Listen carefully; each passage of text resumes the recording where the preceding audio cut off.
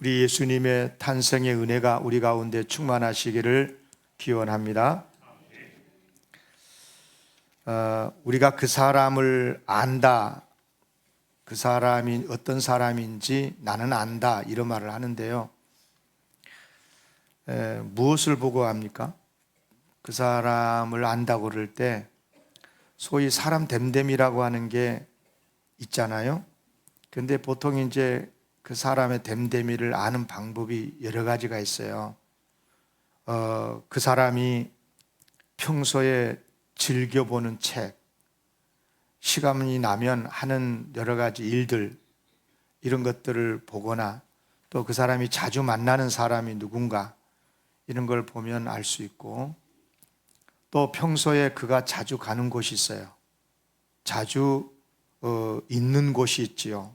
자, 그런 것들을 보면 어느 정도 그 사람이 어떤 사람인지 짐작이 되는 것입니다. 오늘 본문에 보면 유대인의 왕으로 나신 이가 어디 계시냐라는 질문이 나오는데요. 이 질문은 이제 동방에서 온 박사들이 했던 질문이죠. 이들은 이제 별을 관측하는 그런 동방 박사들인데, 별을 보다가 왕의 탄생을 알리는 그런 징조의 별을 발견하고 그 별의 인도에 따라서 예루살렘까지 왔어요. 그런데 예루살렘까지 오긴 왔는데 구체적으로 어느 집에 계신지 어느 쪽인지 알지를 못한 거예요. 그래서 당시 왕이었던 헤롯 궁을 찾아갔지요. 아무래도 왕으로 나신 분이니까 태어났다면 궁에 계시지 않겠냐, 그런 생각을 해서 찾아간 거죠. 뭐 상식이죠. 동방 박사들이 가서 물었습니다. 유대인 왕으로 나신 이가 어디 계시냐, 우리가 경배하러 왔다, 가르쳐 주라 하는 거잖아요. 여러분, 왕이라면 어디에 있어야 됩니까? 상식적으로 말하면 궁궐에 있어야 되잖아요. 그죠? 왕정시대의 왕은 궁이 있어야 되는 거죠. 그런데 우리가 잘 알다시피 그분이 헤롯의 궁에 계시질 않았어요.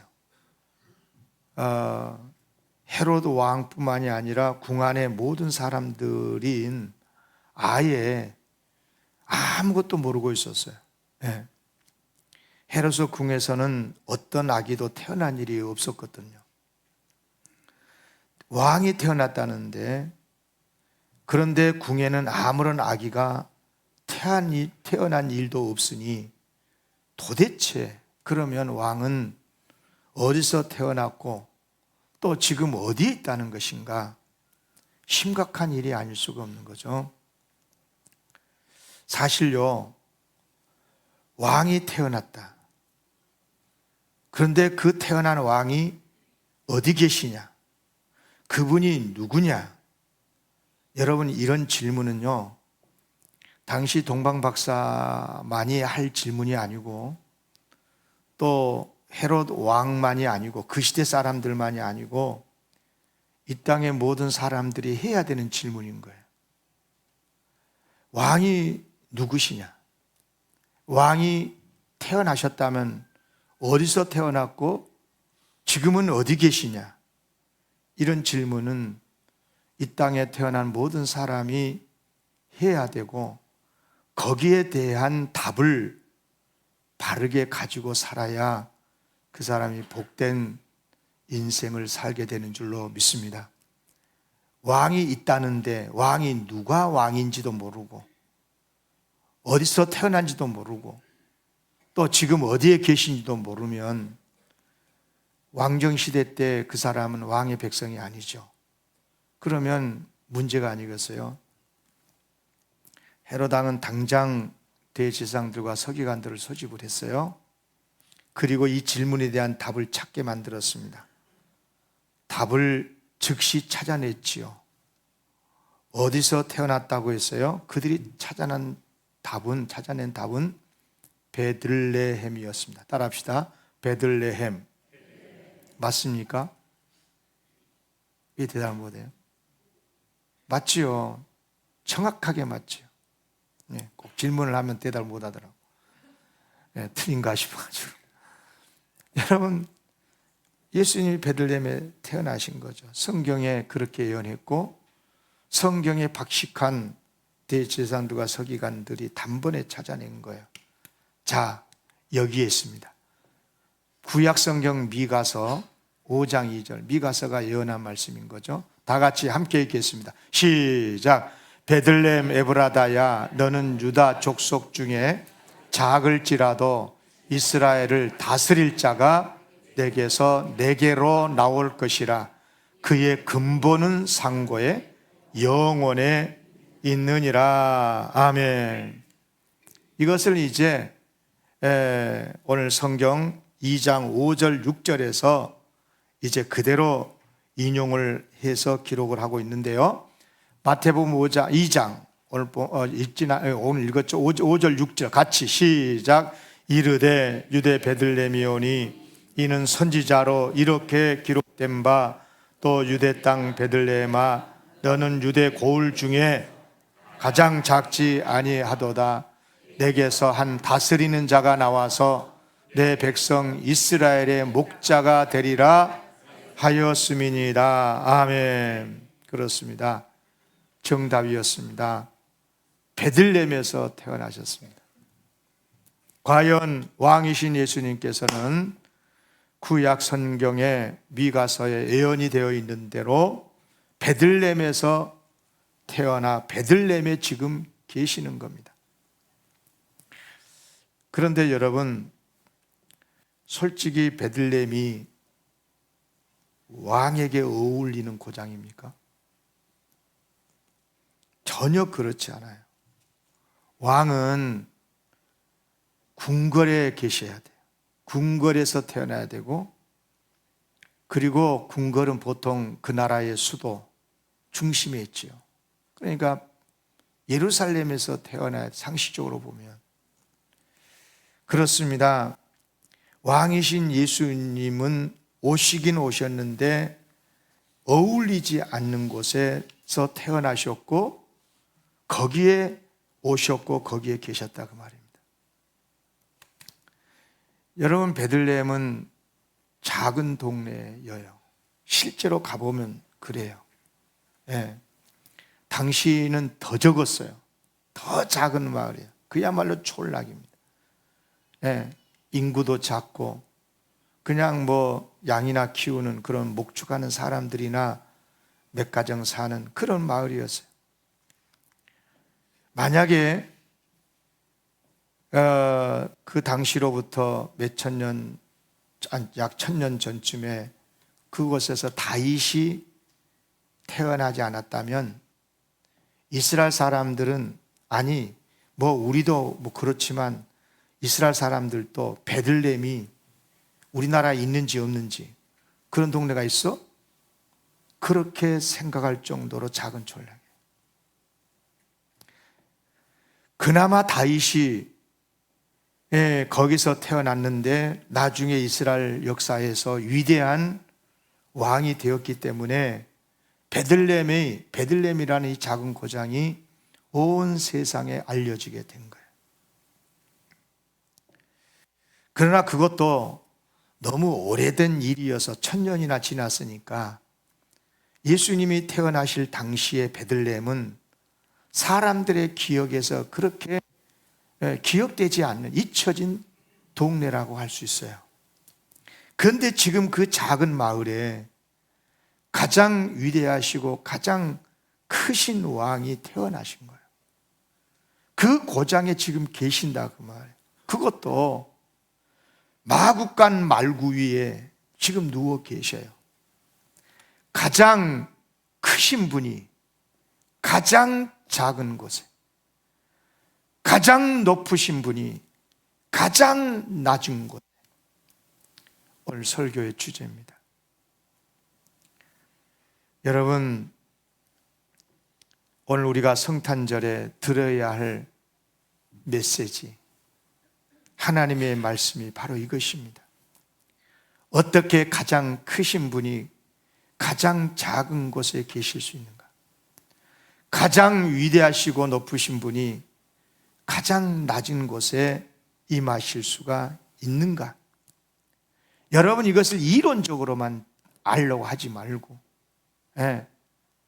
그냥 들어서 알려고 하지 말고, 여러분의 삶의 현장에서 가장 높고 위대하신 분이 가장 낮고 천한 곳에 임하신 그 예수님을 여러분들이 영접하시고 주인으로 모시고 살아가는 여러분을 꼭 되시기를 기원합니다. 여러분, 그래요. 그러면 어떻게 가장 위대하신 분이 가장 작은 마을에, 그것도 냄새나는 마국간에 거기에서 탄생할 수 있는가? 딱 한마디로 말씀을 드리면 예수님은 작은 자를 찾아서 크게 만드신 분이시기 때문에 그래요. 따라합시다. 예수님은 작은 자를 찾아 큰 사람으로 만드신다. 아멘. 다시, 예수님은 낮은 자를 찾아 위대한 자로 만드신다. 그분이 예수님이셔요. 잊지 않았으면 좋겠어요. 예수님께서는 작은 마을을 작다라고 말씀하지 않으셨습니다. 작지 아니하도다, 크도다는 말씀 아니에요. 너희들이 봤을 때는 베들레헴 작은 마을이지, 그게 팩트 체크하면 작은 마을이에요. 그러나 하나님이 팩트 체크는 아니다. 베들레헴이 크다는 것입니다. 베들레헴이 위대하다는 것입니다. 그래서 예수님이 거기에 나신 거예요. 유대 땅 베들레헴아, 너는 유대 고을 중에 가장 작지 아니하도다. 작은 자를 작지 않다고 하시는 주님. 사사 기드온을 아셔요? 아셔야 됩니다, 여러분은. 다른 교회 성도들은 몰라도. 몇 주 전에 설교했잖아요. 한 3, 40분 동안 설교했으니까. 사사 기드온. 여러분 모르면 안 돼. 참 저가 좋은 목사야. 또 여러분에게 또 좀 가르쳐 줄래. 잊어버렸을까 봐. 기드온이 겁쟁이에요, 겁쟁이. 겁이 많은 사람이에요. 미디안 사람들이 침략해 와가지고 막 곡식들을 침탈해 가고 강탈해 가고 그러니까 기드온이 이제 추수를 할 때 타작을 하는데, 이 들에서 타작을 해야 되잖아요. 먼지도 많이 나고 하니까. 그런데 포도주 틀에 숨어가지고 타작을 했을 정도로 겁쟁이였어요. 근데 여러분, 그런 기드온을 찾아오신 하나님의 사자의 첫 마디가 뭔 줄 아세요? 따라합시다. 큰 용사여. 할렐루야. 할렐루야. 우리 같으면 야, 이 겁쟁아 그럴 건데, 하나님의 사자 하나님께서는 찾아오셔서 그런 겁쟁이한테 큰 용사여 그랬어요. 무슨 말씀입니까? 너는 너를 작다고 여기지 마라. 너 스스로 겁먹지 마라. 나는 큰 용사다. 큰 용사가 될 것이다. 비록 지금은 겁나서 숨어서 이런 타작이나 하고 있지만, 그러나 네가 내 손 안에 붙들리게 되면 너는 이스라엘을 구원하는 큰 용사가 될 것이다. 아멘. 과연 그러지 않았습니까? 군사 300명을 거느리가지고 그 수많은 미디안을 물리치고 이스라엘을 구원해냈지 않습니까? 여러분, 겁쟁이라도 하나님께서 찾아오셔서 만나주시고 주님이 쓰시면요, 300명 가지고도 대군을 물리칠 수 있어요. 큰 용사가 되는 거예요. 아멘. 다윗 잘 알잖아요. 다윗은 다윗의 고향도 베들레헴이에요. 다윗 때문에 베들레헴이 유명해졌다고 그랬잖아요. 그래요. 베들레헴 주변 들에서 양 몇 마리쯤인지 모르지만 양치는 목동에 불과했어요. 그런 하나님께서 그런 작은 다윗, 사무엘이 찾아와 가지고 이새의 아들 중에 왕감을 찾으려고 했는데 그 숫자에 들어가지도 못하고 막내로 아버지 심부름을 저 들에서 양이나 지키고 있는, 그런데 그런 작은 다윗에게 사무엘이 기름을 부었고 골리앗을 이기게 하시고 왕으로 세우시고 하나님의 역사인 줄로 믿습니다. 비록 사람들은 그를 일개 목동으로 보았지만, 다윗 자신도 스스로 작은 자로 생각을 했지만, 그러나 하나님께서는 그를 왕으로 세워주셨다. 그래서 이스라엘 역사에 지금도 가장 위대한 왕으로 그들이 추앙하고 있지 않습니까? 여러분, 이런 말씀 속에서 우리가 배워야 되는 진리 분명합니다. 우리는 내 자신을 스스로 주님 안에서 내가 하나님의 아들이고 딸인데도 불구하고 스스로 나 자신을 작게 여기는 것, 이런 열등감에서 빨리 벗어나야 됩니다. 왜 그렇습니까? 우리 아버지 하나님께서 우리를 크다고 하시기 때문에 우리같이 부족한 사람도 큰 용사여라고 부르시고,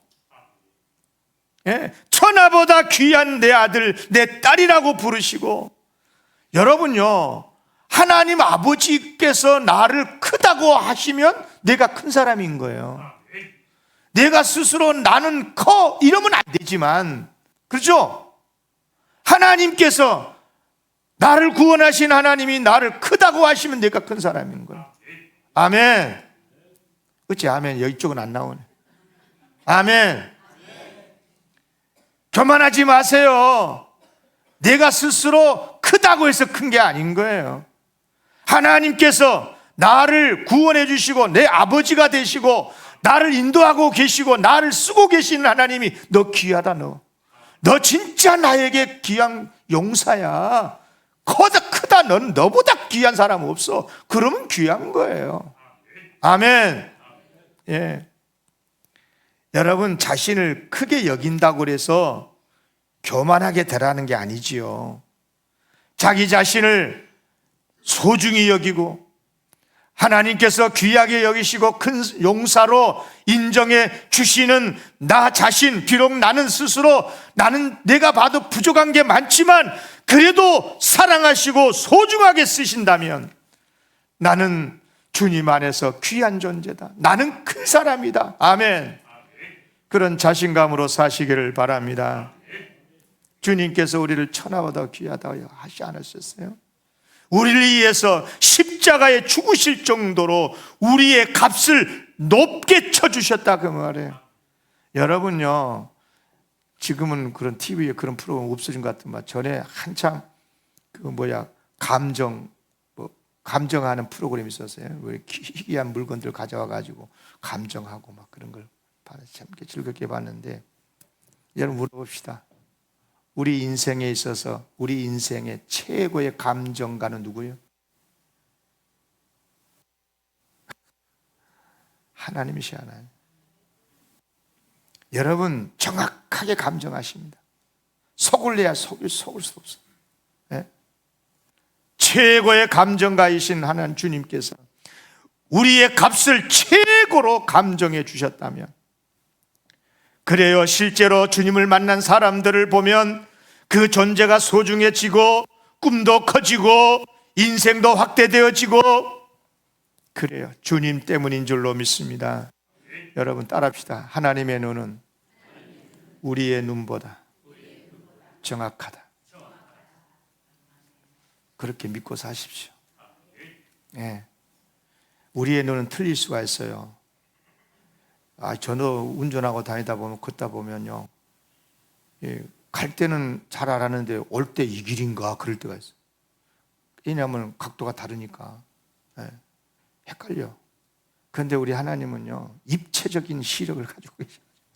사방팔방이 다 언제나 정확하게 보시고 정확하게 우리를 판단하시는 분인 줄로 믿습니다. 그러니까 하나님께서 우리를 귀하게 보셨다면 우리는 귀한 사람이에요. 네. 귀한 것으로 선택하셨다면 에게게 그것도 그릇이냐?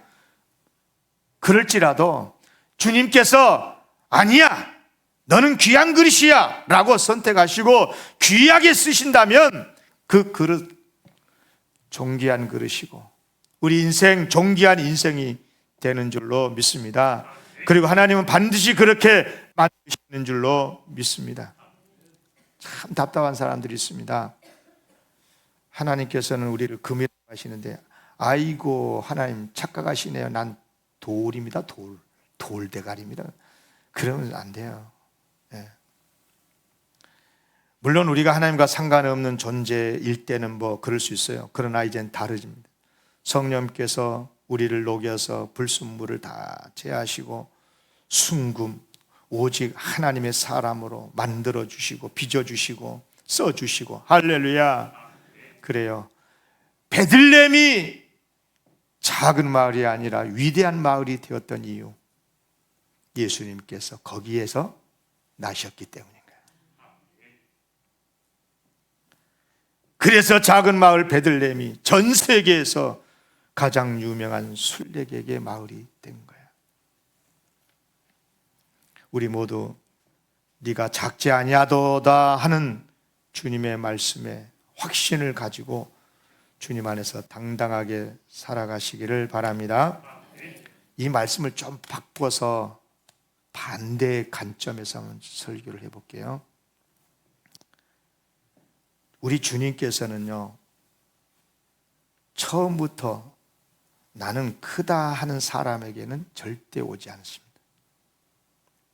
네. 안 오셔요. 나는 네보다 커, 나는 네보다 잘났어, 이런 사람에게는 예수님이 아예 찾아갈 생각조차 않으셔요. 작은 자에게 오셔서 크게 만드시는 분은 맞지만 처음부터 스스로가 자기 자신을 큰 사람이로 여기고 자기 자신을 높이고 다른 사람은 작게 보고 그런 사람에게는 오지 않으셔요. 네. 큰 줄로 생각한 사람은 주님이 안 찾으셔요. 안 찾습니다. 꼭 기억하시기를 바랍니다. 동화 박사들이 와가지고 유대인의 왕으로 나실 리가 어디 계시냐를 묻을 때 헤론국의 사람들은 아무것도 모르고 있었어요. 그냥 멍 때린 거죠. 멍 때렸어요. 예? 왜 몰랐어요? 왜 몰랐습니까? 예수님께서 그들의 궁에서 나지 않으셨기 때문에 그런 거예요. 여러분 기억하십시오. 우리 주님은 교만한 자들의 자리에는 오지 않으셔요. 예. 교만한 자의 놀이터, 궁궐 같은 곳에는 예수님 안 태어나셔요. 예. 기억하십시오. 우리 예수님은 작고 낮고 천한 사람은 찾아주셔서 변화시켜서 크게 해주시고 높여주시고 귀하게 만들어 사용하시지만 나는 스스로 높다, 나는 너보다 귀해, 나는 너보다 커, 이런 사람들은 오히려 낮추시고 오히려 작게 하시고, 오늘 말씀에, 오늘 성탄절의 메시지입니다. 꼭 기억하시고 이야기 안 하고 설교 마칠게요. 한 박식한 박물관 역사가가 박물관에서 책을 읽다가 졸다가 그만 잠이 들었습니다. 꿈을 꿨어요. 박물관이니까 벽에 훌륭한 석학들의 사진들이 걸려 있는데 그 벽에 걸리는 석학들이 한 명씩 한 명씩 사진에 있는 석학들이 내려오더니 내 옷 내놓으라고, 내 옷을 내놓으라고 강제로 그의 몸에서 옷을 하나씩 하나씩 벗겨가더라는 거예요. 결국은 다 벗겨져 버렸어요. 벌거숭이가 된 거죠. 비록 꿈이기는 했지만 정말 기분이 나빴을 것 같아요. 그런데 잠에서 깨어난 그는 깨달았다고 그래요. 뭘 깨달았을까요? 그래, 지금까지 내가 자랑했던 모든 학식은 다 저분들, 선배 학자들의 학문에 불과한 것 아닌가. 빌려 입은 옷이니 돌려주는 것 당연한 거지. 그 후부터는 그분은 훌륭한 석학이고 훌륭한 박사고 훌륭한 학자였지만 끝까지 겸손했다 하는 이야기입니다. 여러분, 사무엘 선지자가 왕에게 와서 꾸짖었던 말이 있습니다. 왕이 스스로 작게 여길 그때에 이스라엘 지파의 머리가 되지 아니하셨습니까? 작게 여길 때 주님께서 왕을 이스라엘의 머리로 삼아주셨습니다. 지금은 어떻다는 말이에요? 지금은 교만해져 가지고 그래서 하나님이 버리신다는 말씀 아닙니까? 그런 말이에요. 주님의 말씀을 거역하는 것은 점치는 죄와 같고, 여러분요, 점쟁이 찾아가서 점치는 것만 죄가 아니에요. 그게 우상숭배가 아니에요. 하나님의 말씀을 거역하는 것은 우상숭배죄와 같아요. 완고하고 하나님 따르지 않고 지 고집대로 하는 것은 사실 우상에게 절하는 죄와 같아요. 엎드려 우상숭배하는 것 같다 그 말이에요. 왕이 하나님의 여호와의 말씀을 버렸으므로 여호와께서도 왕을 버려 왕이 되지 못하게 하셨나요? 사울은 참으로 불행한 사람이 됐습니다. 그렇습니다, 여러분. 겸손해야 됩니다. 겸손해야 돼. 여러분, 교만한 자의 특징이 뭔 줄 아세요? 어떤 사람이 교만한 것입니까? 잘 들으세요. 그리고 이 진리가 깨달아지기를 바라요. 사람을 두려워한 사람이에요. 겸손한 사람은 사람을 두려워하지 않습니다. 두려워할 이유도 없습니다. 사람들의 눈치를 보고 여론에 딸려가고 다 교만한 사람들의 특징입니다. 여러분, 환경을 탓하고 형편을 논하고 다 사람을 두려워하는 행위들입니다. 그런 사람들은 사람이 많아지면 교만해지고 적어지면 절망하고, 절망이나 교만이나 사실은 그 말이나 그 말이에요. 사람을 두려워하면 그렇습니다. 그래서 많아지면 우와 내가 잘한다 그러고, 사람들이 떠나면 아이고 그리고 절망하고. 그러나요, 하나님을 두려워한 사람은 안 그래요. 끝까지 겸손할 수 있습니다. 아멘. 사람이 많든 적든 환경이 어떠하든 하나님만을 의지하고 하나님만을 바라는 사람이기 때문에 어떤 경우에도 겸손할 수 있고, 크게 성공을 해도 하나님의 은혜라고 그러고, 설령 조금 어려워져도 하나님의 일하심이 있다라고 믿고 하나님을 더 바라보고 살아가는 줄로 믿습니다. 그래서 하나님의 복은 어디에로 흘러가느냐? 겸손한 자에게 흘러가는 거예요. 아멘. 겸손하시기를 바라요. 겸손하기를 바랍니다. 설교 끝낸다고 했는데 갑자기 또 생각한 날이니까 이야기 하나만 하고 마칠게요. 미국의 건국의 아버지 중에 한 사람으로 알려져 있는 벤저민 프랭클린이라는 분이 계시죠. 이분이 이제 미국의 독립선언서를 기초하기도 하는, 그런 기초 작성하기도 하고, 또 피레침을 발명한 과학자이기도 하고, 특별히 이분이 굉장히 신앙이 좋으신 분인데, 그런데 이분이 이렇게 참 어려운 환경을 극복하고 위대한 미국의 영웅이 될 수 있었던 그 이유가 있었다. 이런 일화가 있습니다. 젊은 시절에 어느 날 급하게 방문을 열고 밖으로 나가다, 여러분도 그런 경험 있을 거예요. 머리를 크게 부딪혔어요. 꽝 하고. 그렇죠? 옛날에 문들이 다 좋고 하다가 그냥 문 열고 나가다 꽝 받고 그러잖아요. 그때 마침 노인이 계셨는데 노인이 이렇게 충고를 했대. 젊은이, 앞으로 세상을 살아갈 때 겸손하게 몸을 구부리시면서 사시오. 그러면 절대로 충돌은 없을 거요. 따라합시다. 몸을 구부려라. 오늘 우리 2024년도 성탄절에 우리에게 주신 하나님의 말씀입니다. 기도하겠습니다.